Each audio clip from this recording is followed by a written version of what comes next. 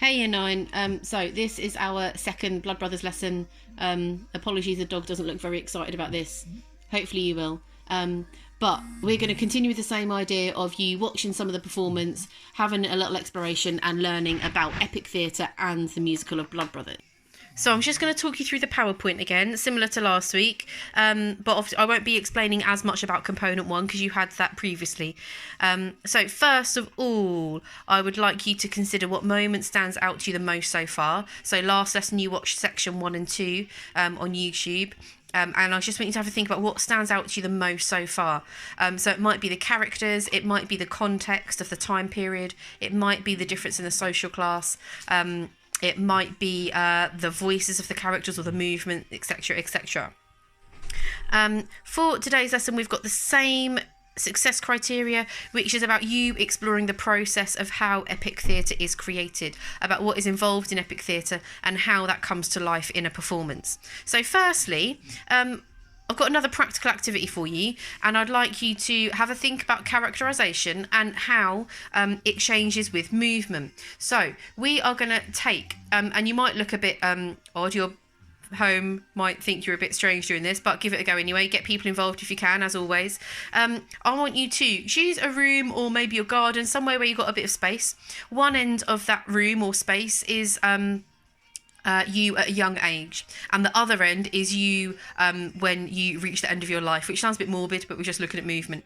So first of all, you are going to start with considering how your movement would be as a baby. So you have just been born, okay? Think about your body language, gestures, posture.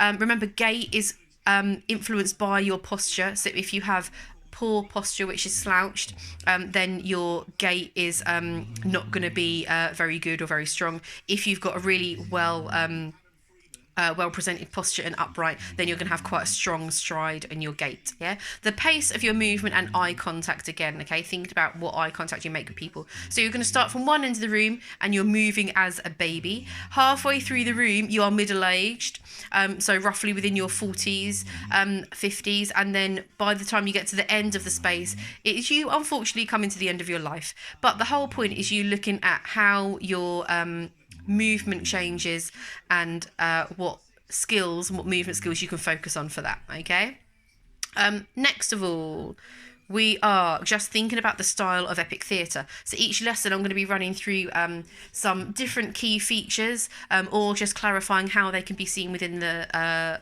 performance of Blood Brothers. So multi-rolling, when the same actors is used for different roles. So we can see the narrator multi-roles, loads of little characters. He comes on and off the stage either as the narrator or as the milkman, or as the bus conductor, I think he is. But there's lots of little roles that he plays. Use of song helps to tell a story at a poignant moment. We know that is a key feature of a musical, but it can also be seen in epic theatre, as the lyrics will often tell that story. And use of dance also supports that as well.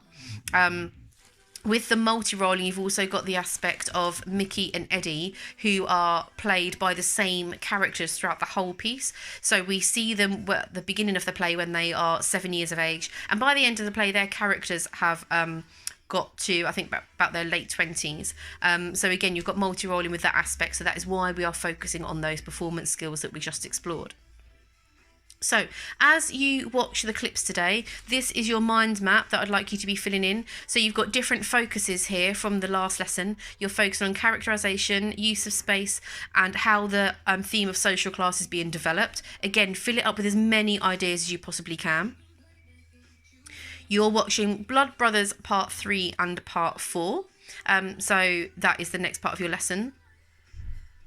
The main task for you today is going to be to do your own version of the Child's Play song. So if you Google it or YouTube it, you'll find it is the song where all the kids are playing sort of cowboys and Indians and cops and robbers, and it's a really energetic scene. And I want you to focus on how you use those movement skills to become a child between the age of 7 and 10. And also think about how the social class impacts them, because they are lower class. They will not have as many toys or things to do at home as upper class of children. So what does that tell you about their imagination and how they play within this scene? Once you've explored that, you have then just got some review questions to jot down. It is really important that you write these out in full sentences.